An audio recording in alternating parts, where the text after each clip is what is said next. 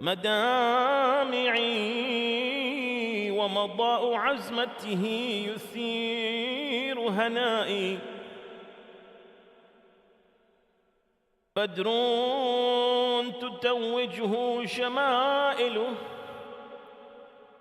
أحمدي بفصاحة وسماحة ومضاء. متجلبب من حيدر بشجاعة ومن الحسين موشحون، ومن الحسين موشح بإبائي.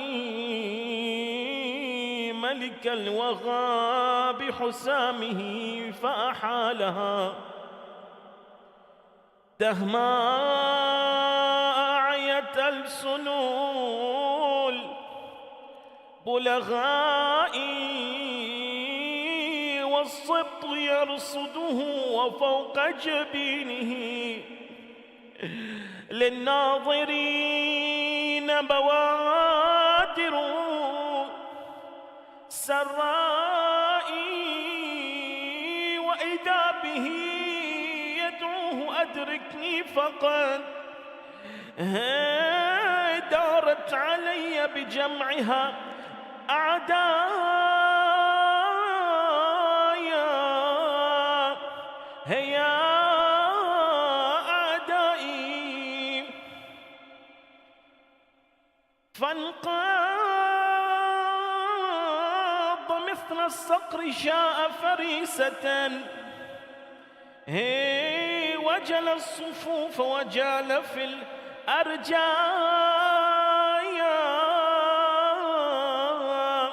هيائي حتى إذا دفع العدا عن شبله آوى إليه بلوعة وبكائي. ألفاه متعفر الجبين تمازجت حمر الدماء بوجنة بيضاء. فجثى وأقنع للسماء بشيبة مغمورة بمدامع ودماء. يا عدل قد قتلوا شبيه محمد، وويلا أنزل بساحتهم عظيم بنائي. The grief of Layla's son moves my tears. His firm resolve calmed all my fears. A radiant moon crowned with traits of Ahmad, so grand of Ahmad's eloquence, toughness and generous hand. In Haidar's courage he was arrayed, and Hussein's pride would wrap his parade. The king of war with his sword which turned the battlefield dark, muting the tongues of the eloquent people could not describe how brave Ali al-Akbar was. While the grandson watches from a near, joy was in the beginning glimmering on his brow. But lo, a cry, come aid to me, come aid me now, my foes surround me here and now. Hey, like a hawk, Hussein swooped to slay, cut through the ranks and cleared the way. Hey, cleared the way. Until his cub once more, Ali was free. With wails and tears he took to his side, finding his face covered in sand and blood, white cheeks stained with crimson red. He knelt his gray beard, turning to the skies, drenched with blood and tears that filled his eyes. O Lord of justice, they have slain Muhammad's namesake, or Muhammad's trait's sake. Let wrath descend on hearts so dark. Inna lillahi wa inna ilayhi raji'un. قد ورد عن أمير المؤمنين صلوات الله وسلامه عليه أنه قال: فكفى واعظا بموتى عاينتموهم، حملوا إلى قبورهم غير راكبين، وأنزلوا فيها غير نازلين، فكأنهم لم يكونوا للدنيا عمارا، وكأن الآخرة لم تزل لهم دارا، أوحشوا ما كانوا يوطنون، وأوطنوا ما كانوا يوحشون. To hasten the reappearance of our 12th Imam Sallallahu Alaihi Muhammadin wa Ali Muhammad. Laith, give me my bag quickly, please. Bag. Wait. I've got vertigo now.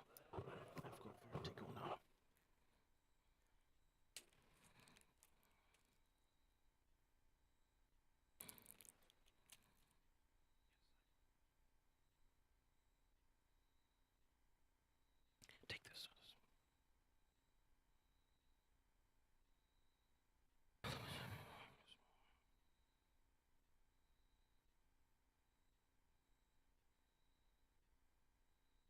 Respected mu'mineen, yesterday we had commenced the discussion about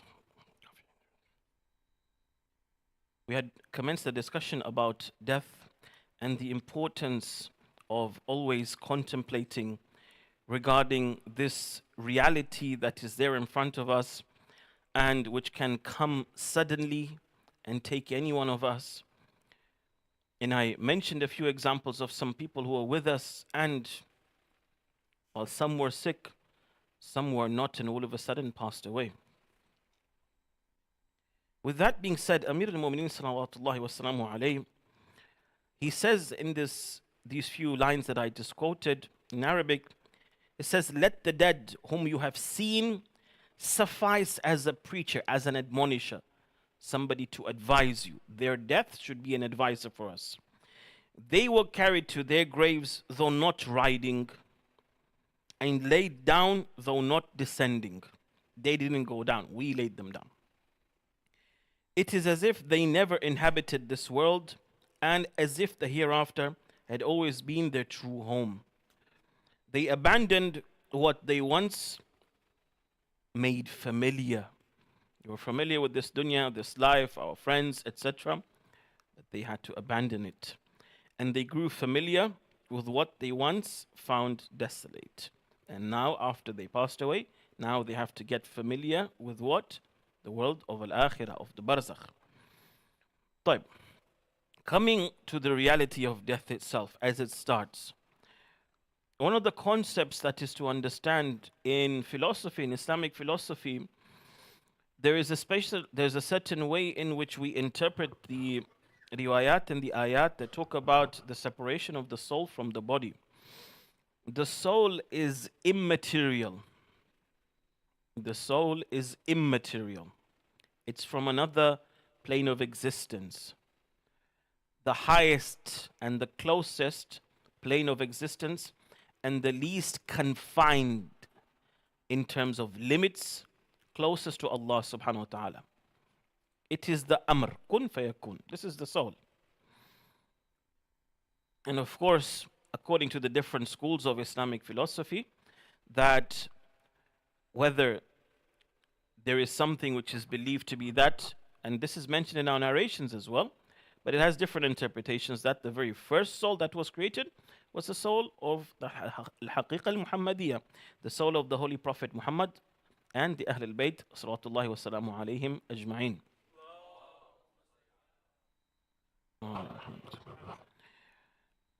Or rather, their light.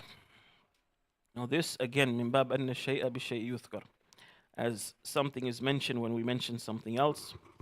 Today, let's assume that life is found in other planets as well. And there are intelligent creatures that Allah subhanahu wa ta'ala wants to hold accountable, that He has created in those different worlds.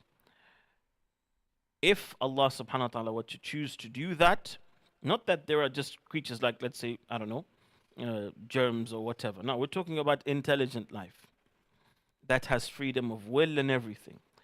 With that being said,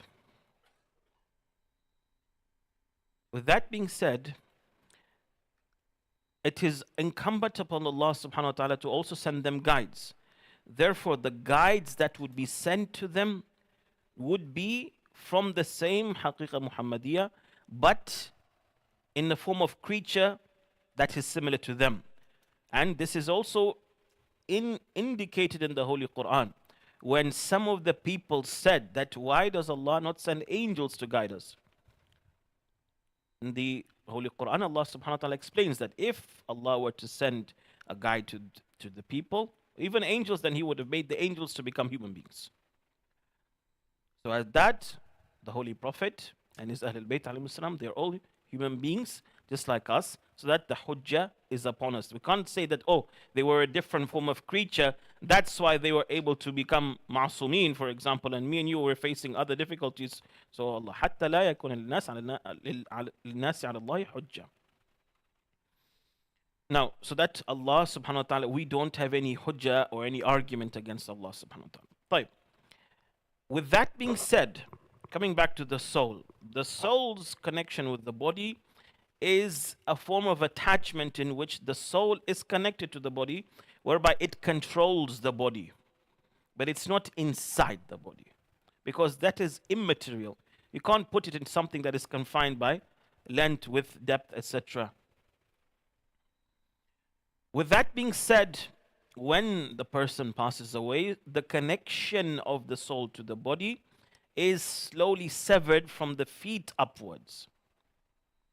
The connection is severed. We don't say the soul is coming out, or the soul comes out of the mouth. It doesn't come out. The connection is severed. The last place it's severed, you are able to move your mouth. That's how it is. But with that being said, this is called sakratul maut, or rather the pangs of death, the pains that lead to death. Allah subhanahu wa ta'ala says in the Holy Quran, Bismillahir Rahmanir Rahim, وَجَاءَتْ سَكْرَةُ الْمَوْتِ بِالْحَقِّ ذَلِكَ مَا كُنْتَ مِنْهُ تَحِيدٌ. And the stupor of death, or the pangs of death, will come. Truly they will come, verily. That is what you were trying to avoid. Of course, the khitab, or the address of the Holy Quran, even though it is directed to the Prophet, but it's not the Prophet that is meant in these kind of verses, in which there is a kind of rebuke, there's a kind of scolding or blaming. It's us. In another verse, Allah subhanahu wa ta'ala says, Bismillahir Rahmanir Rahim, كَلَّا إِذَا بَلَغَتِ التَّرَاقِ وَقِيلَ مَنْ رَاقٍ وَظَنَّ أَنَّهُ الْفِرَاقِ وَالْتَفَّتِ السَّاقُ بِالسَّاقِ إِلَى رَبِّكَ يَوْمَئِذٍ الْمَسَاقِ. That, nay, when the soul reaches the collarbones,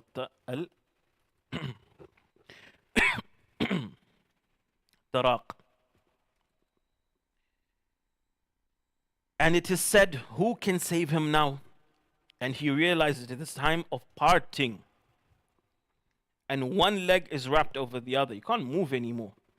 To your Lord, that day will be the procession on the day of Qiyamah. In general, and even one of the narrations from Amir al-Mu'minin alayhi salam, in which the Imam salawatullahi wasalamuhu alayhi says, with this respect, إن للموت لغمرات هي أفظع من أن تستغرق بصفة أو تعتدل عليها عقول أهل الدنيا. Allahu Akbar. He says that with respect to death, death brings agonies more terrifying than that can be fully described or grasped by the minds of the people of the world. Now, of course, with this respect, it's important for us to understand. Sakrat al-Maut is actually the pains that come with death. Those of our elders, maybe they may have seen some people who are maybe sick. Towards those final moments, I have witnessed some people as well. Towards those final moments when it is very difficult for them, except if sometimes maybe they are sedated, they are totally placed in induced coma, etc. That's something else. Or sometimes somebody passes away very quickly or in their sleep. But otherwise, if you've seen somebody who's sick and they're still kind of partially, conscious, but slowly they're passing away, you see that. Now, in terms of Sakarat al-Maut, it depends on Allah subhanahu wa ta'ala's wish. Sometimes Allah may choose for a servant to not go through any pains. Maybe an easy death. Because Allah subhanahu wa ta'ala chooses not to. They don't have any sins or their sins have been forgiven. Allah wants to make it easy for them. Sometimes it may be the case that we are still carrying some sins, but through Sakrat al-Maut, Allah subhanahu wa ta'ala, through this pain, He wipes away all of those sins as well. And it depends on a person. The description of the state of a muhtadir, a person who is passing away, Imam Ali salamullah alayhi describes, what befalls them at that moment cannot be described. The stupor of death overwhelms them, and the sorrow of loss grips their hearts. Their limbs grow cold and weak, their complexions change in color. Their death penetrates them further, cutting off their speech. And slowly they can't talk anymore. Though they lie among their families, seeing with their eyes, hearing with their ears, their mind and reason is still intact. They reflect on the life they spent and how they wasted the time. My dears, especially my youngsters, and how we may have wasted time. Right? And of course, I'm looking towards myself before looking towards anybody else. As death tightens its grip on their body, it seizes the tongue and the hearing. They lie among the loved ones, unable to speak, unable to hear. Now, this final moment, unable to hear, is unable to hear with the body itself. Okay? As the soul is finally being detached or severed its connection from the body. This final moment, because the soul, it uses in this dunya the body to do its actions, correct? To hear, to see, etc. According to the state of the body and the limbs that the soul is using, it will be able to do action. So for instance, if I want to see things which are material, of course my soul is going to be using my eyes. If I have, for example, impaired vision, I'll need to put on glasses, for example. Or if a person is blind, they cannot see with their material eyes. However, of course, the more we purify our souls, we can see and hear with the basira, with the inner sight and the inner hearing of the soul, the spiritual ones. What is sometimes referred to as the sixth sense.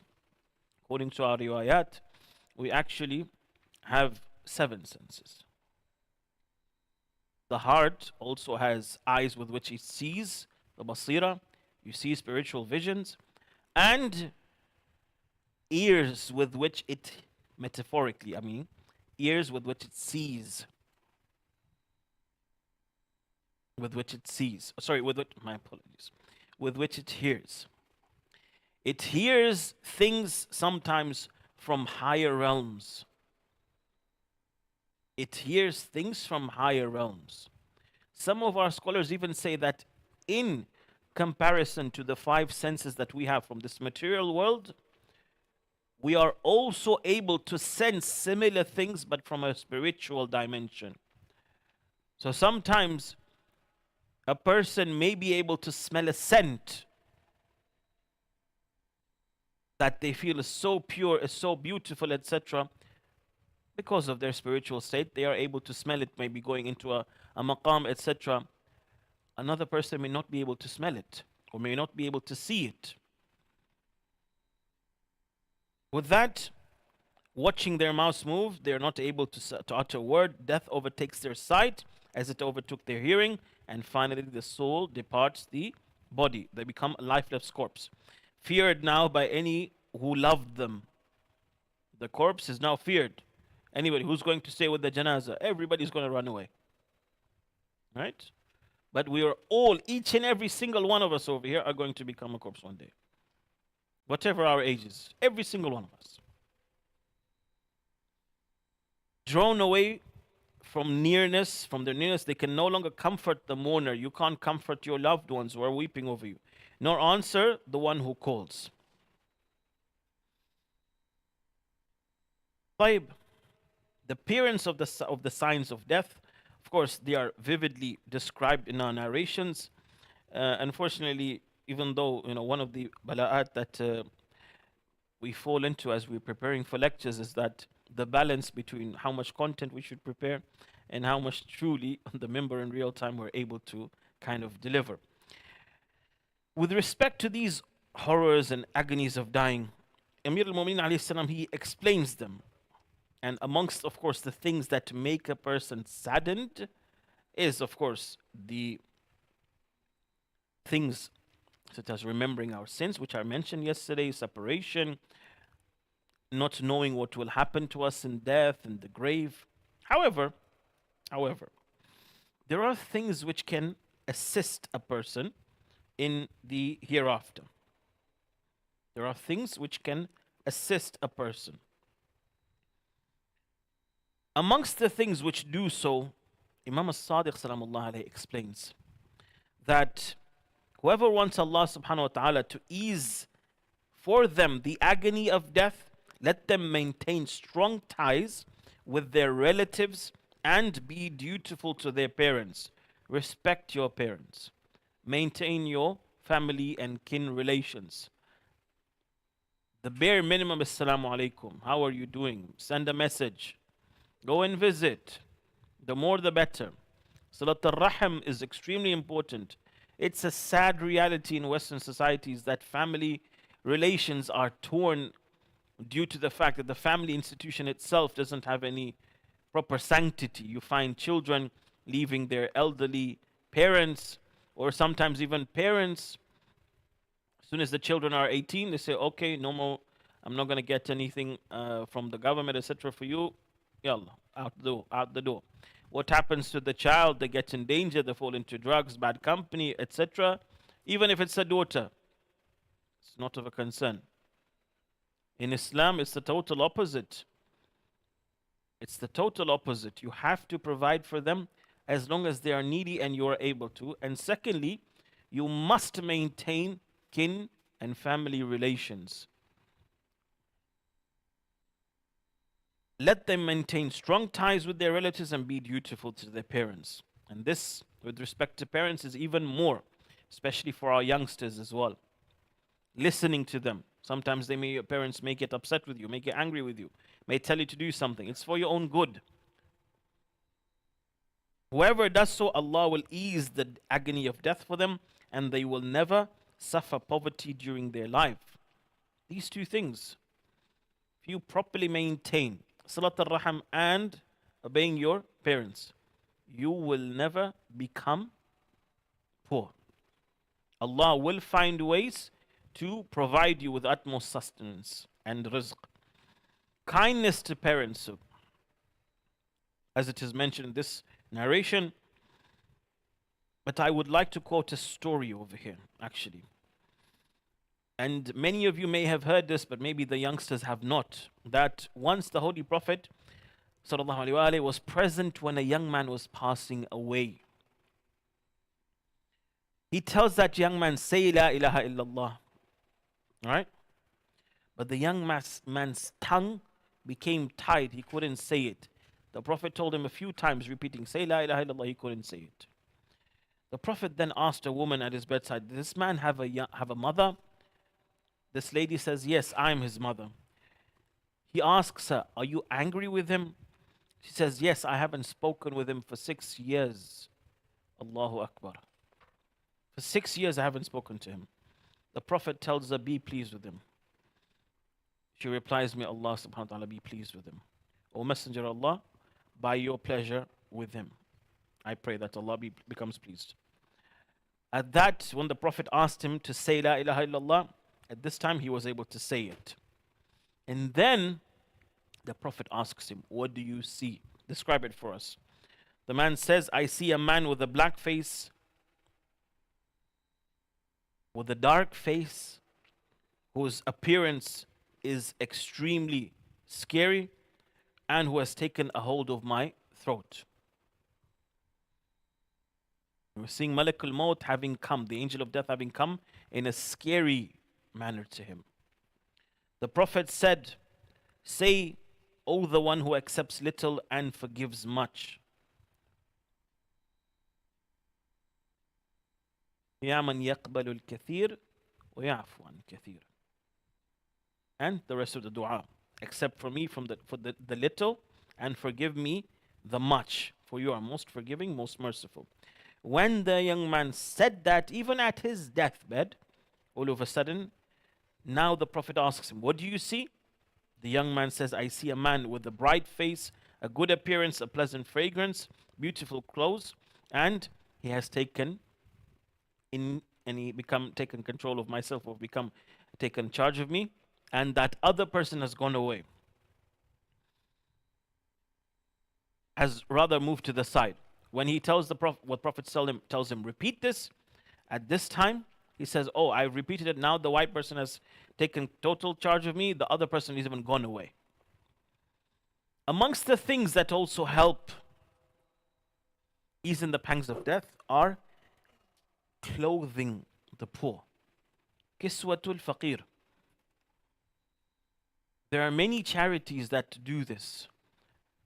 You can go, for example, to Al-Ain, for example, WF Charity, WF Aid, etc. There are so many different charities amongst the Shia world. You do your own research, right? Kiswatul faqir. That is to say, to help them with clothing specifically. Imam al-Sadiq salawatullahi wa salam alayhi says, whoever clothes his believing brother with a winter or summer garment, it becomes a right upon Allah subhanahu wa ta'ala to clothe them with the garments of paradise, ease the pangs, the agony of death for them, and expand their grave. It doesn't mean that it will make for example, the council make the grave a bit wider. No. What is meant that in the barzakh over there, your abode will be far better where you will be. With that being said, I advise you that with respect to the sadaqah fund that you gather, right? It's very important. Look towards the charities that specifically also help for this. And at least once a year, once every few months, have a drive for clothing. Right? For clothes. Amongst the things as well is reciting Suratul Zalzala. إذا زلزلت الأرض زلزالها. Imam al-Sadiq alayhi salam also says, do not become tired of reciting Surah Al-Zalzala, because whoever recites it often, regularly, in their mustahab prayers, Allah will not afflict them with an earthquake, nor will they die by it, nor by thunderbolts, nor calamity from the afflictions of the world. And when he dies, a noble angel descends from Allah and from the Lord and sits by his head and says, O angel of death. This angel tells Malak al-Maut, O angel of death, be gentle with the friend of Allah, Waliyullah, because he used to frequently remember me and recite this surah.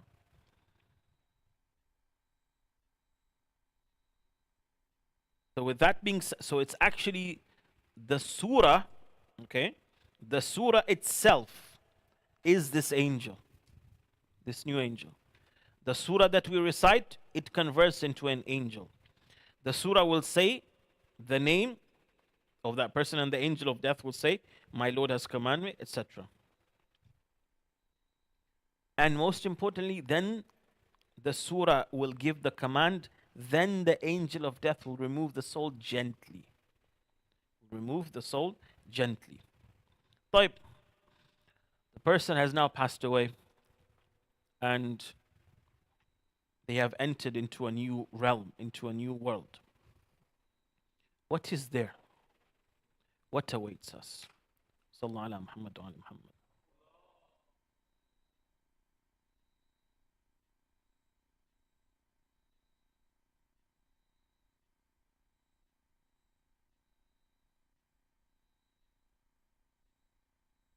What is there now is a separate, different realm, a new world, a new plane of existence, a new dimension within the earth, but it's in a different dimension.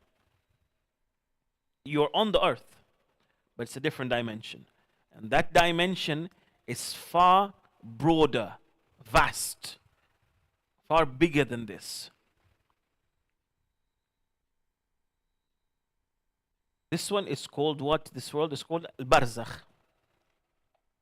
Now, Barzakh, it actually means a separation, a partition. It's a partition between that world and this world. That Al-Barzakh Al-Su'udi, as it's called in Ilm al-Kalam or Ilm al-Aqaid as well. Al-Barzakh Al-Su'udi, that is to say, the upward Barzakh. Because some of our scholars, also many of our theologians, also they theorize that there was also a Barzakh Nuzuli. That is to say, from Alam al-Rububiyyah, when Allah subhanahu wa ta'ala created us, there was, before we came down to this earth, there was another Barzakh over there, Alam al-Dhar as it is also called. That is referred to as al-Barzakh al-Nuzuli. But that one was not a world of taklif. It was a world in which essences were seen, which is the fastest to accept Tawheed and the wilayah of Muhammad wa Ali Muhammad. Allahumma salli ala Muhammad wa ala Muhammad. And it's referred to in many of the riwayat. And with that, whatever we chose, we come into this dunya based on that. Now, with that being said, this barzakh, as it is said, it is a barrier between two things, this dunya and the hereafter. From the time that we pass away until the day of Qiyamah, we are going to be in this world of barzakh. Now,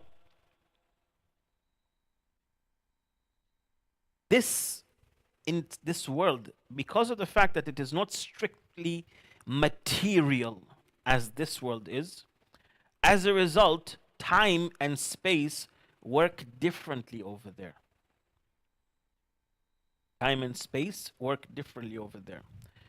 The existence of things also differs over there.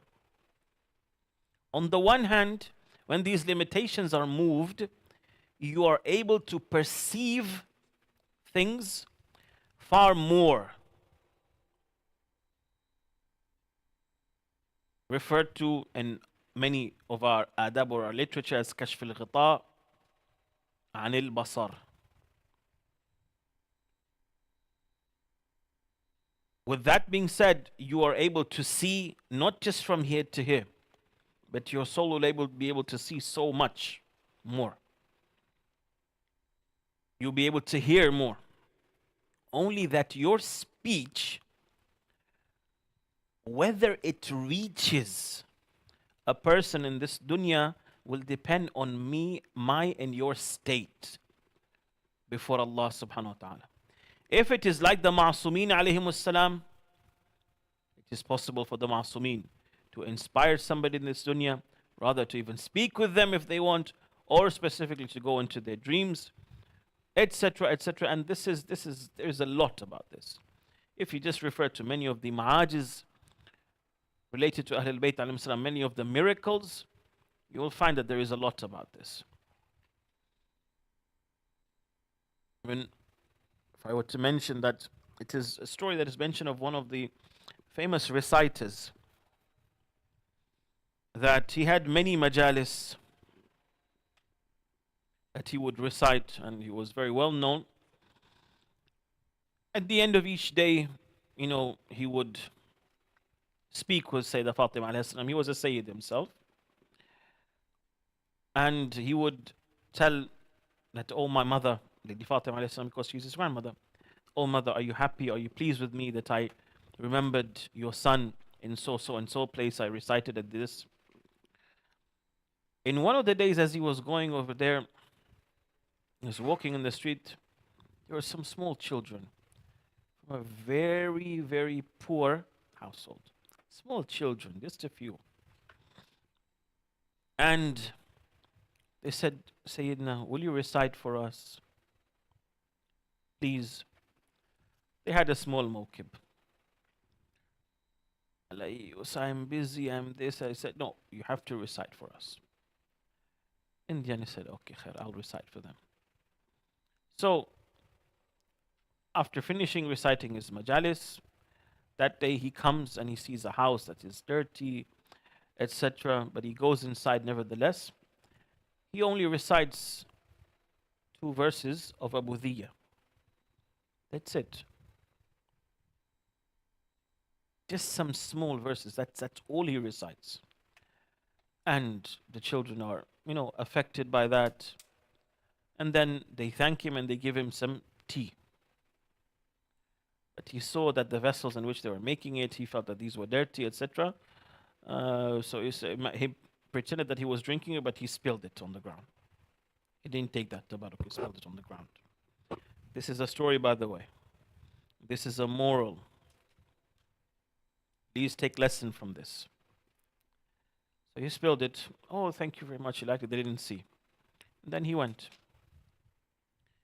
That night, he sees Sayyidah Fatima alayhi salam, his grandmother, in his dreams. And he asks her, oh mother, are you happy with me? Are you pleased with me? I recited so and so.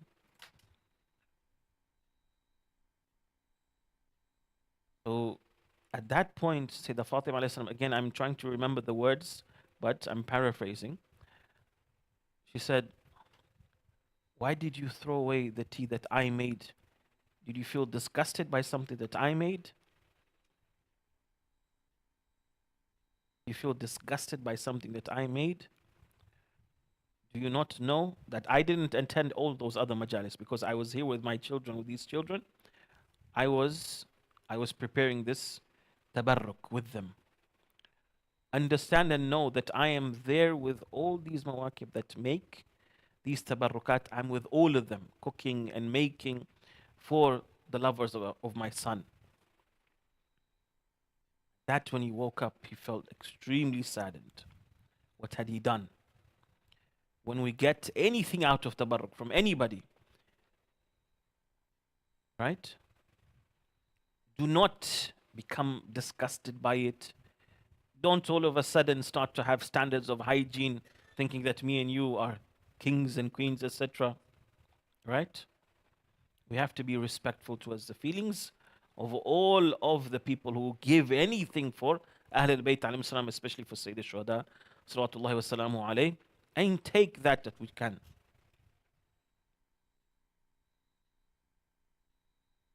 Sallallahu ala Muhammad wa ali Muhammad.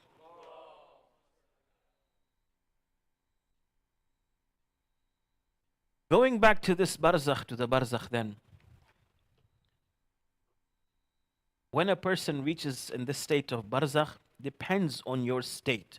Whether if we are like the Ma'sumin alayhim salam, the infallibles, Ahlul Bayt alayhim salam, they are able to come by will, according to the maslahah of Allah subhanahu wa ta'ala, to anybody in this dunya that they want to deliver a message to. Otherwise, we are stuck in terms of communication with the people over here. Again, there is a difference of opinion between some of the scholars, some of the theologians, that the life that exists in barzakh, is it restricted just to the salihin and to the shuhada, to the holy saints and to the martyrs, that they live a form of life over there, and everybody else is in a form of slumber, like a sleep? Al-maut akhun nawm. That's death is the brother, is similar to sleeping. Is it like that? Many of the narrations actually indicate that no, there is a certain form of life that we live over there. Although that life is not a life of actions. It is a life of reaping what we sow in this dunya. What we sowed in this dunya. Whether it is good, then inshallah it will be good. It will be a lesser form of paradise, inshallah, leading up to the day of Qiyamah. But if not, imma our grave and that abode of ours where we're going to be living over there, either it will be a garden, rawdatun min riyad al-jannah, aw hufratun min hufar al-niran. Either a garden of the gardens of paradise, or one of the holes of the fires of hell. And again, if God forbid it is the state in which we are punished over there, then what happens is that Allah subhanahu wa ta'ala will be choosing to cleanse us over there of our sins, so that we are not cast on the day of Qiyamah to the fire of actual hell, which is worse. In terms of the body over there, the soul does not exist separate from a body over there. Even over there, we do have a form of body that resembles this, okay? That resembles this body, but its specifications are different. Its specifications are different. When you see someone who has passed away in your dreams, sometimes you may see them with a bright face, etc. You maybe see them, for example, similar to how you remember them. The appearance is similar, but of course it is brightened, it is made better, more beautiful, etc., depending on the deeds. Sometimes when you see them in your dreams, it may be a matter of familiarity that they come in a state or in an appearance that is similar to what you remember them in the dunya. In addition to that, speech and communication in that world does not necessarily have to be through speaking, because speaking is the use of the vocal cords and your voice, etc., in this dunya. Correct? Like I mentioned, the specifications of this dunya, the body over there is different. So based on that, it will be through a communication between the souls. Over here, we could call it, for example, telepathy. With that being said, this existence continues up until the day of Qiyamah. طيب, what passes by the grave? What happens? Ahwalul al-qabr. Let us just see some of the things. Imam Ali salamullahi alayhi, when he was passing by after the battle of Siffin, as he was returning, he passes by some graves in Zahir al-Kufa or Najfat al-Kufa, in al-Najaf. Okay, Najaf from the other side of Kufa. He was returning to Kufa. So there he was speaking with them. And of course, this is in reference to Wadi Salam. Wadi Salam is close to his shrine over there in Najaf.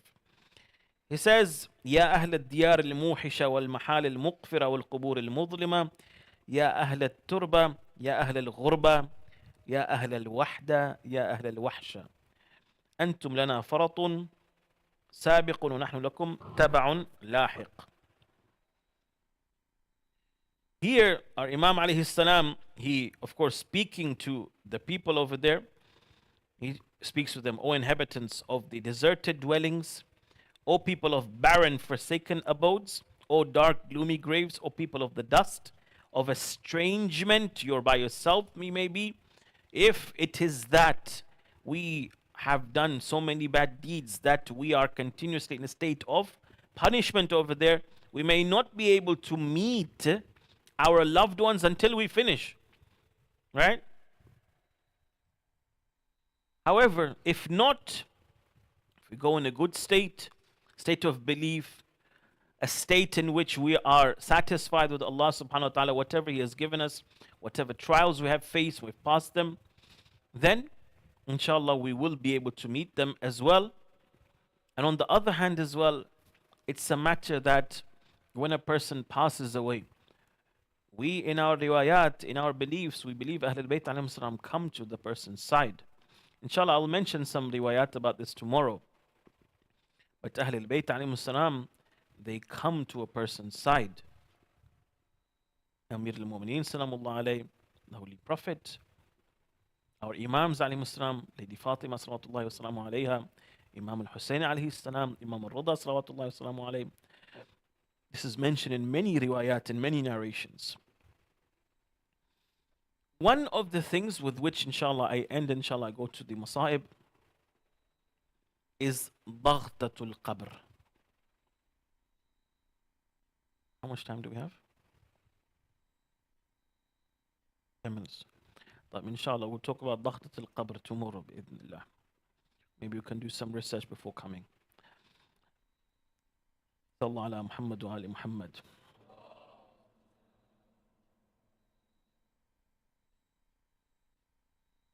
Respected mu'mineen, O lovers of Ahlul Bayt alayhim salam, one of the most difficult happenings and occurrences on the battlefield of Karbala was the martyrdom of Ali al-Akbar salawatullahi wa salamu alayhi. Shabih al-Mustafa, the one who resembled the Holy Prophet the most out of the children of Imam al-Hussein alayhi salam, in terms of his appearance, in terms of his manners, in terms of his logic and speech as well. Ali al-Akbar alayhi salam is said to be the first from the shuhada of Bani Hashim after the ashab had become martyred. And today he is buried with his father, next to his father, towards the feet of Imam al-Hussein alayhi salam. Ali al-Akbar as a name, of course there is a difference of opinion. That was he actually older than Imam Zain al-Abidin alayhi salam? He actually seems to be older than the Imam alayhi salam. He was between 27, 28. Imam Zain al-Abidin alayhi salam was 24 years old at the time. His mother was Layla bint Abi Murrah, and it is mentioned that Imam al-Hussein alayhi salam, he had many children with the name Ali, at least 3, because he wanted the name of his father to continue.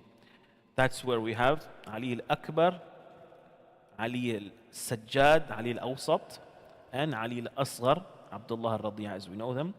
Salawatullahi wa salamu alayhim jami'an. Ali al-Akbar had the kunya of Abu al-Hasan as well. And it is mentioned that he actually had children as well. He was born in 33 AH on the 11th of Sha'ban, and of course he was martyred with his father. Ali al-Akbar alayhi salam, on the day of the battlefield, of the Battle of Karbala, some of the people from the army of Banu Umayyah, they tried to take Ali al-Akbar away from Imam al-Hussein, for him to leave his father. They told him, "Oh Ali al-Akbar, you have a relation with Yazid, alayhi la'inullah. So leave your father," and this is through his mother.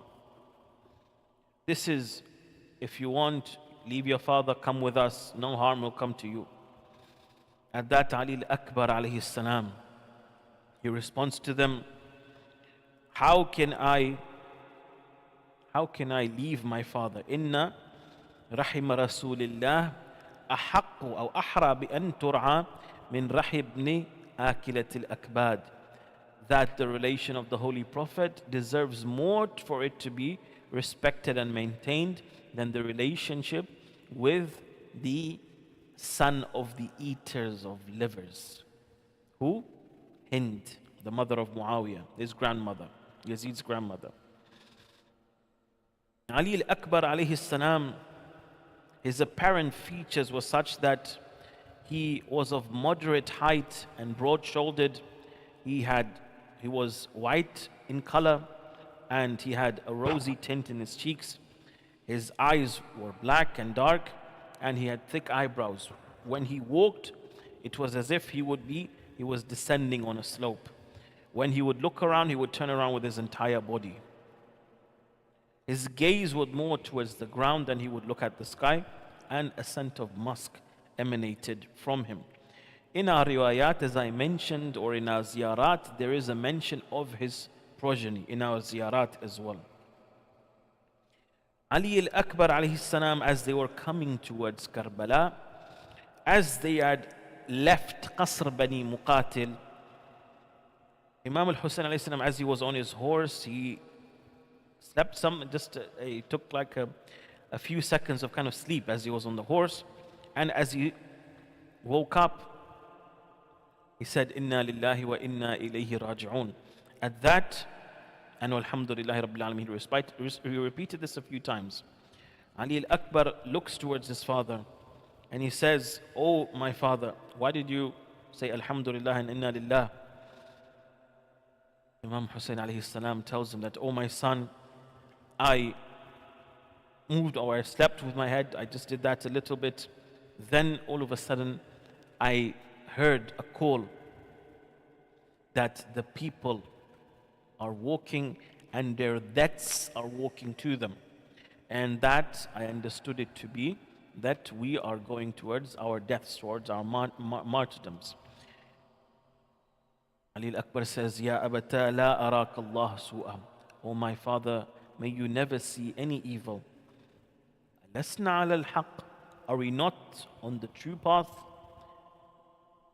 Imam Hussein responds, Bala walladhi ilayhi marja'u al-ibad. Of course, I swear by He, to Him all the creatures will return, Allah subhanahu wa ta'ala. Then Ali al-Akbar says this immortal words, Ya abata idhan la nubali an namut muhiqqin. At that, Imam al-Hussein alayhi salam, he prays for his son on the day of Ashura. These words of Ali al-Akbar salawatullahi wa salamu alayhi. When he hears Imam al-Hussein calling out,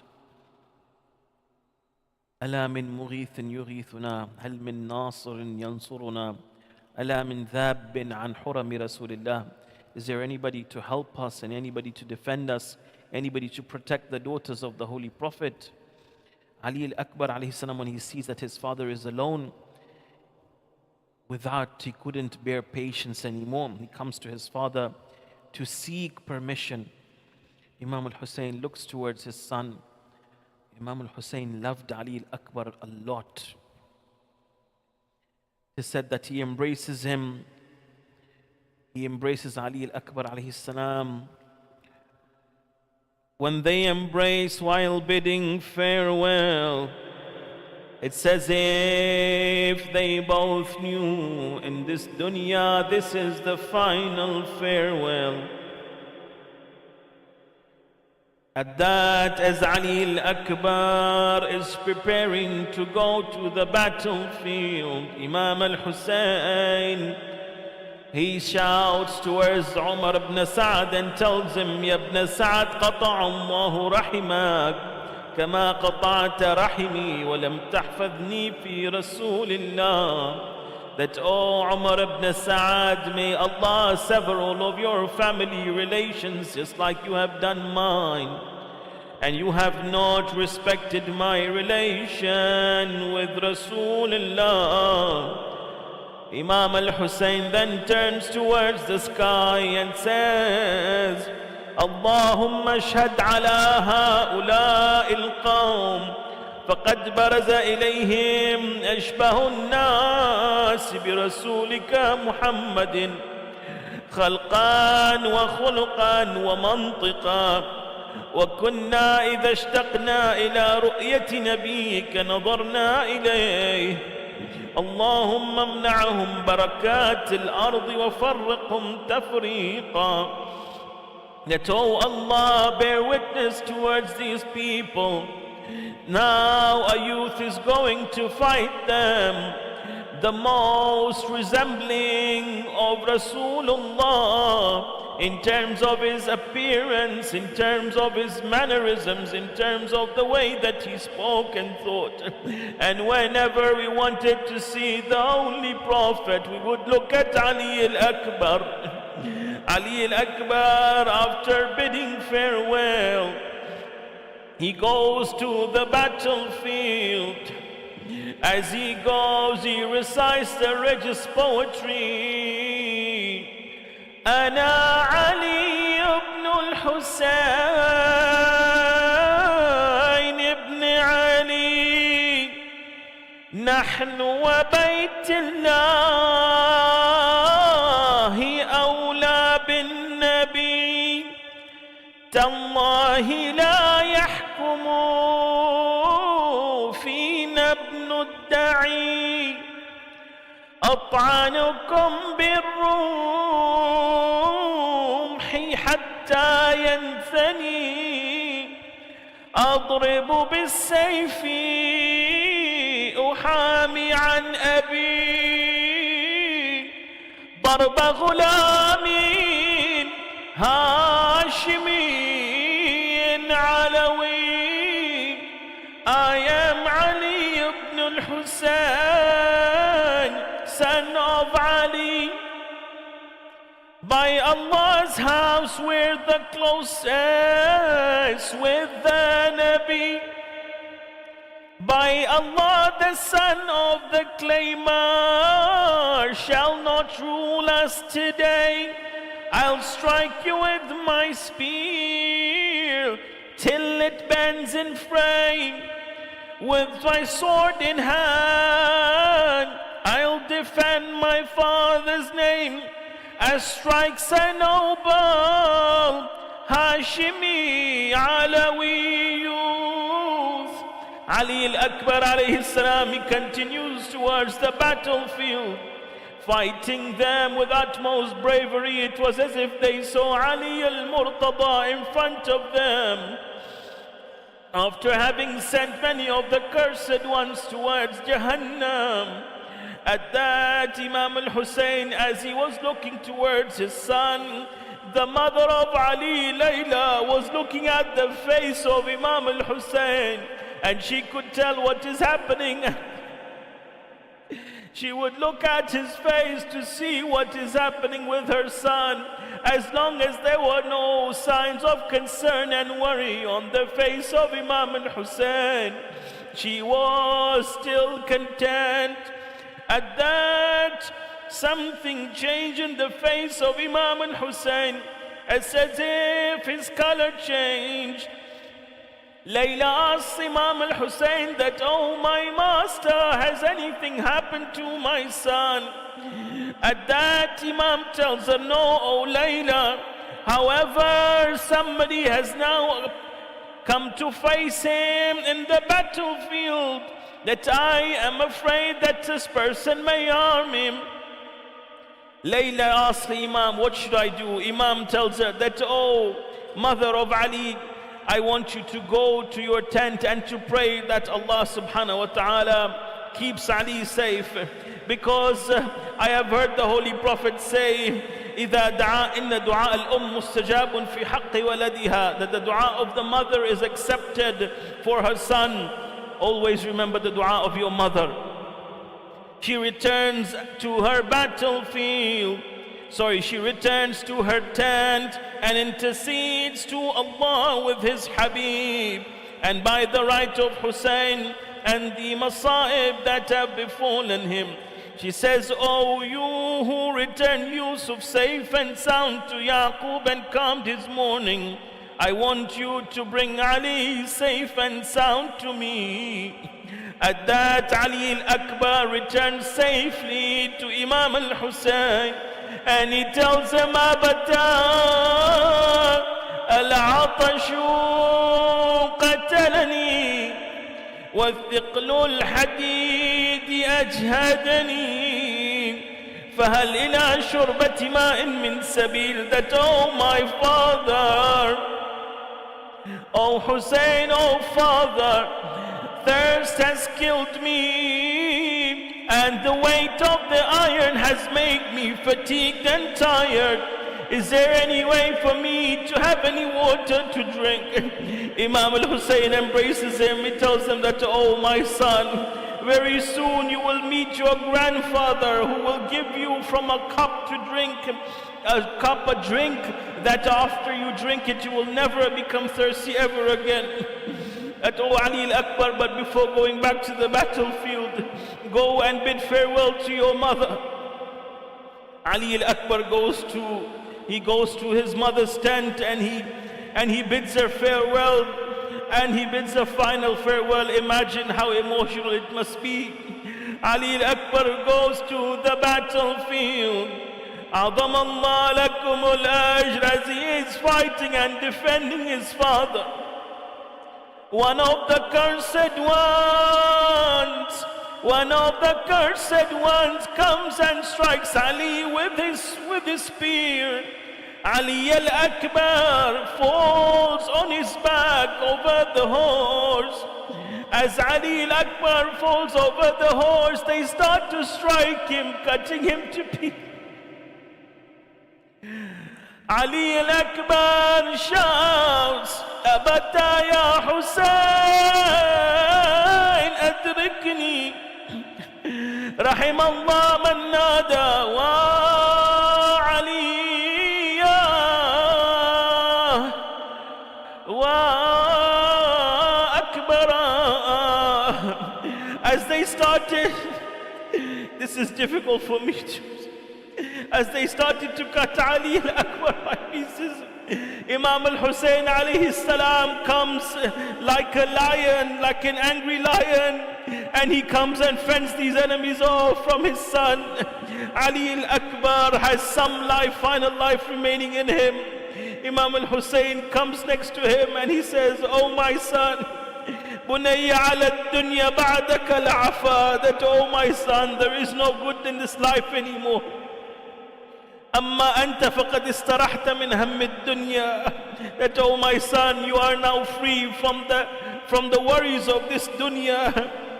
Wa baqiya abuka lahuma wa gham." Your father has now remained for the worries of this dunya. At that, he says, "Qatallahu qawman qataluk ma ajra'ahum ala ar-Rahman," that, "Oh my son, may Allah kill those people who killed you." Ali al-Akbar's blood, Imam takes the blood of Ali al-Akbar according to some of the riwayat, and he casts it towards the sky. No drop falls back down. At that, they bring Ali al-Akbar alayhi salam, they bring him back to the tent. As they bring him to the tent, imagine the state of the women folk, imagine the state of Zainab, imagine the daughter of Zainab, what she sees. Imam saw him with spears planted in his flesh. He collapsed next to him in pain and agony, putting hand in hand. In pain and agony, putting hand in hand.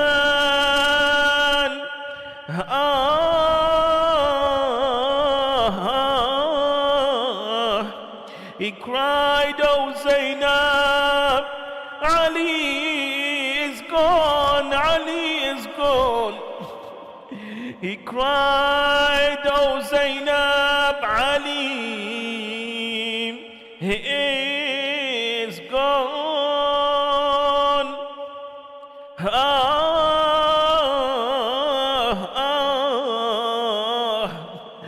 Ali rah. Oh sister, the world has become dark for me. The world has become dark for me." Layla comes towards her son and she looks at his state. Imagine what the mother will do, seeing a beautiful son, a young son like him, and he's not there to be at her elderly age anymore. يا كوكبا ما كان صار عمره وكذا تكون كواكب الأسحار وكذا تكون كواكب الأسحار. يا حسين يا حسين يا حسين يا حسين يا حسين يا حسين يا حسين يا حسين.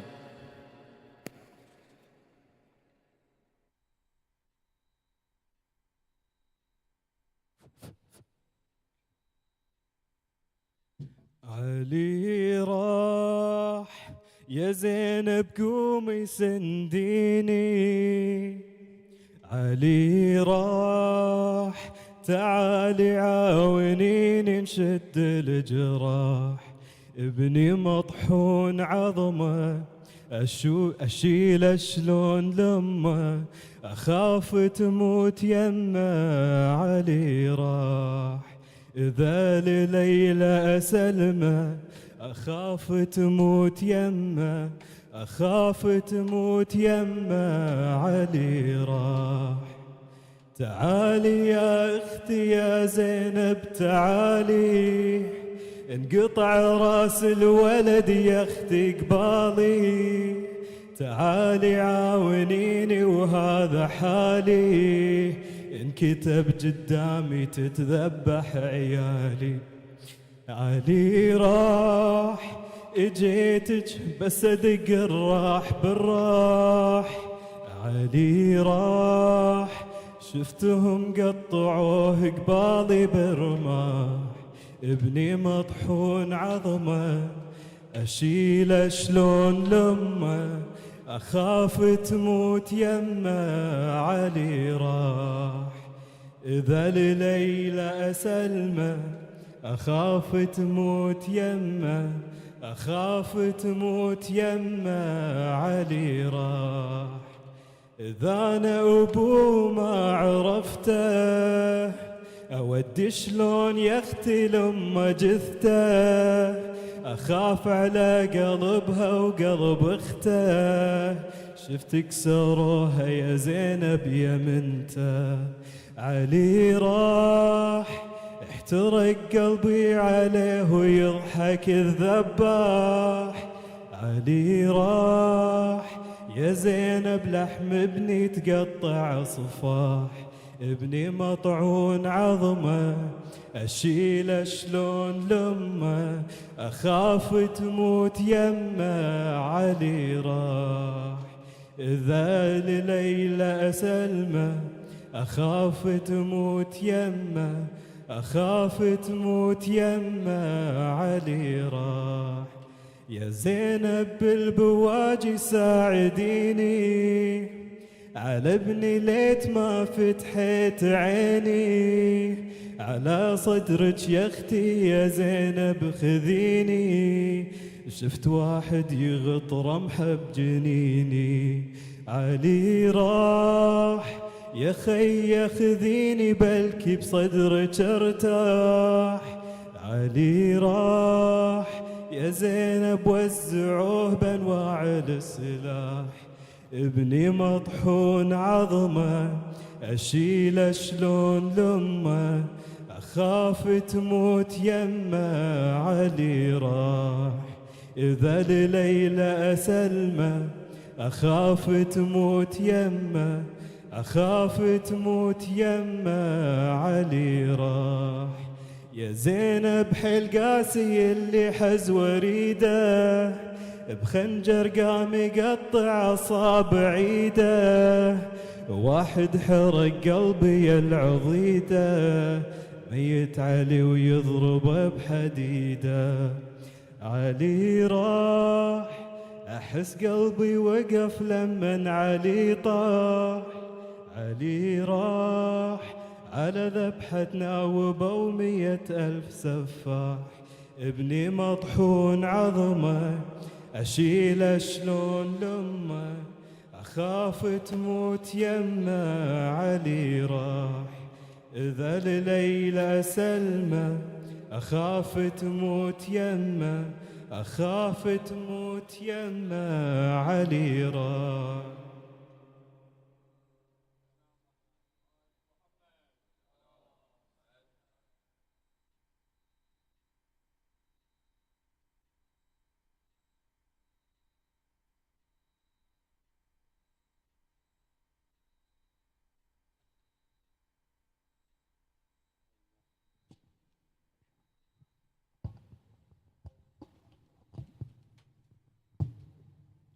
يا حسين ومصابه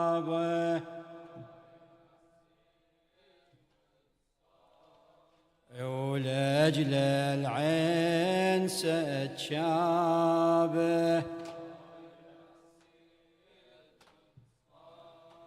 وزينب تون وتنادي،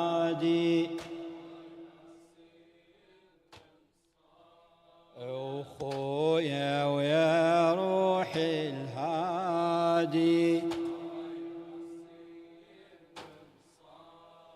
أو يا حسين ومصابه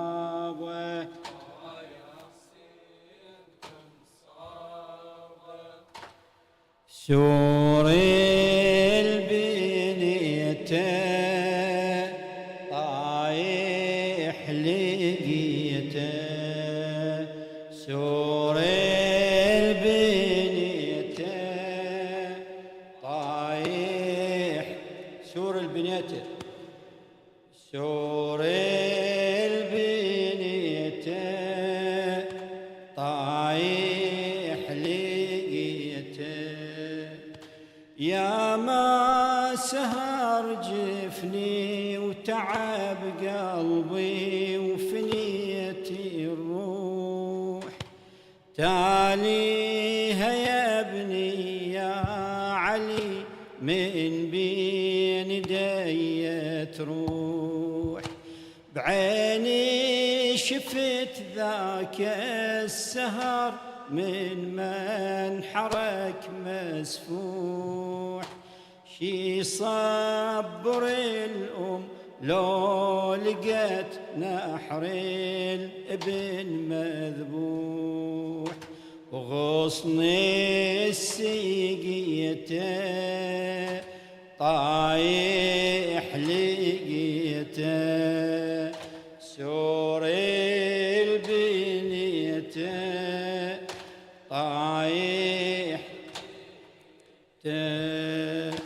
حسبت اشوفك بالشدد سوري وعمد منصور، تاليها شفتك من ذبح من الدماء مخبور، عجبه على قلبي لي صبر من عاينك مصيوب، كل هالنوايب والغصص زين القلب ما يذوب، وزرعي الروبيته طايح لقيته، سور البنيته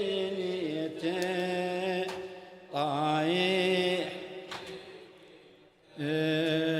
يا ابني علي لما انطحت جرح القلب ناداك، عبيد تعبته والسهر طاحي وقع وياك، أنسى حياتي وكل وجودي لا تظن أنساك، وتبدت سنين العمر يا وليد مثل ذماك، فرع الجنية طايح جيته سوء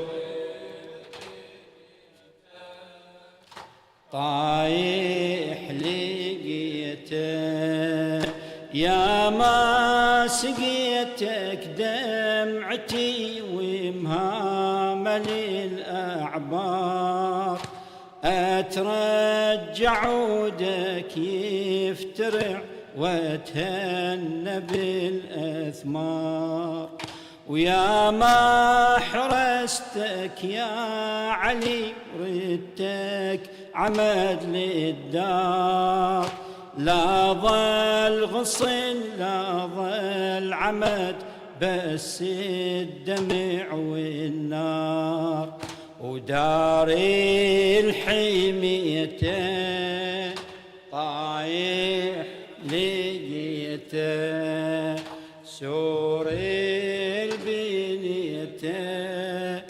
طايح لقيته، هذا الأكبر هذا الأكبر طب ميدانه، هذا الأكبر هذا الأكبر هذا الأكبر طب ميدانه، هذا الأكبر محتار القوم ومختلفة، الفارس مقصدها تعرفه، يشبه جد الهادي بوصفه، هذا الأكبر هذا الأكبر طب ميدانه، هذا الأكبر بهم قالوا حمزة الأدور، منهم قالوا طه الأزهر، قالوا يشبه هيبة حيدر من زودة وشمرة ذرعانه،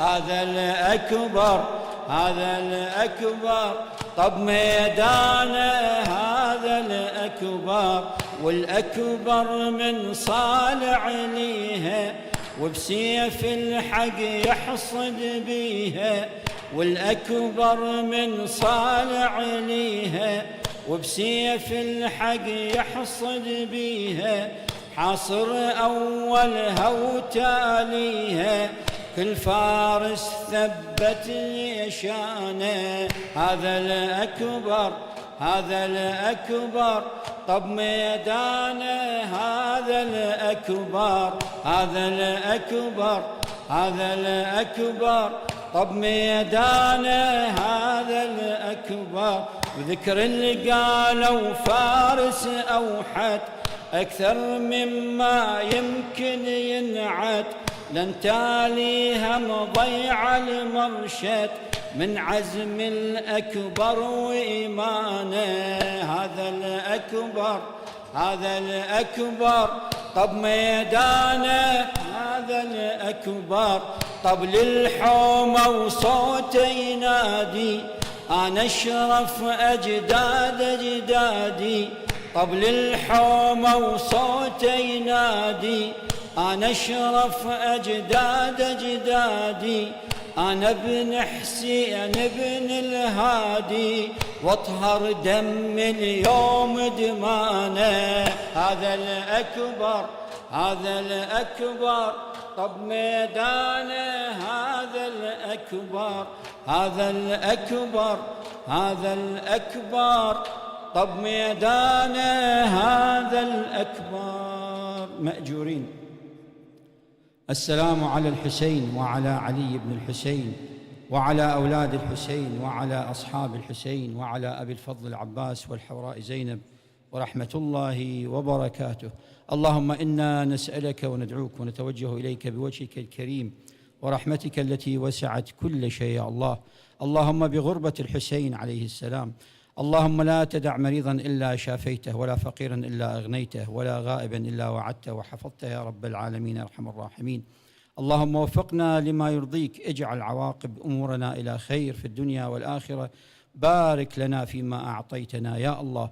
إلى أرواح المؤمنين والمؤمنات والمسلمين والمسلمات ومن مات على الإيمان والعلماء والشهداء، وإلى كل من لم يذكره ذاكر، وإلى جميع الأخوة والأخوات وأمواتهم، نهدي الجميع ثواب الفاتحة مع الصلوات. اللهم صل على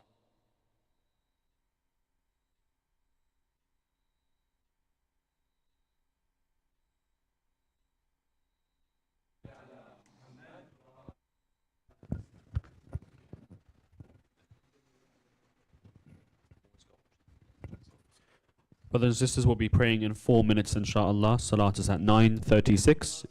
If you need to make wudu, please do so now. Jazakallah. And if we can have some help setting up for salat. Jazakallah khair.